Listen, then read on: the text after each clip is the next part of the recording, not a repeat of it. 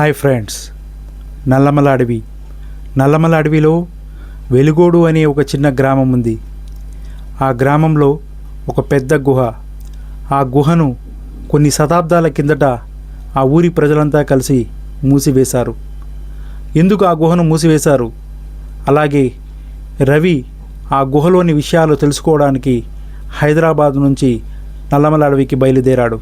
ఆ తర్వాత ఏం జరిగింది చివరి వరకు చూడండి, చాలా ఇంట్రెస్టింగ్గా ఉంటుంది.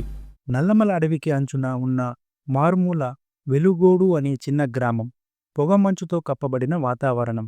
ఆ గ్రామం వద్ద ఓ పురాతనమైన గుహ ఉంది. గ్రామస్తులు దీనిని ఇరిగే గుహగా పిలుస్తారు.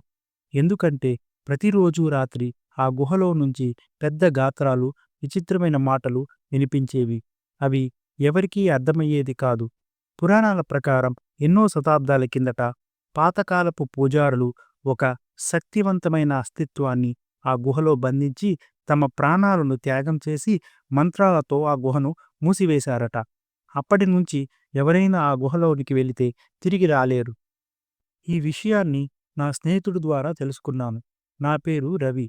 నేను హైదరాబాదు నుంచి పాత గిరిజన సంప్రదాయాలపై పరిశోధన చేయడానికి ఇక్కడికి వచ్చాను. నాకు ఆ గుహ గురించి చాలా రహస్యాలు తెలుసుకోవాలనిపించింది. అక్కడ ఉన్న చుట్టుపక్కల వాళ్ళు చెప్పినా నేను వినకుండా ఒకరోజు ఉదయం ఒక టార్చ్ లైటు, కెమెరా, రికార్డర్ తీసుకుని గృహలోనికి వెళ్ళాను. గృహప్రవేశం ద్వారం చాలా మొక్కలతో మూసి ఉండగా లోపలికి వెళ్ళాను. ఆ చీకటి ప్రదేశంలో నా టార్చ్ లైట్ సరిగా పనిచేయడం లేదు. అప్పటికే నా రికార్డర్లో అకస్మాత్తుగా తిరిగిపో తిరిగిపో అంటూ ఒక పెద్ద గాత్రం వినిపించింది. అప్పుడు నాకు పాత గ్రంథాలలో ఉండే ప్రాచీనమైన చిహ్నాలు ఆ గుహ గోడపై కనిపించాయి. ఇంకొంచెం ముందుకు వెళ్ళిన తరువాత నాకు ఒక మూసివేసిన తలుపు కనిపించింది. దానిమీద రక్తపు మరకలు ఉన్నాయి. ఆ తలుపు దగ్గరికి వెళ్ళి ఆ తలుపును తాకడంతో ముద్రను చెరిపేయొద్దు అంటూ పెద్ద శబ్దాలు, అరుపులు వినబడినాయి. అయినా నేను ఆ తలుపును తెరిచాను. ఒక శక్తి నన్ను వెనక్కి తోసింది.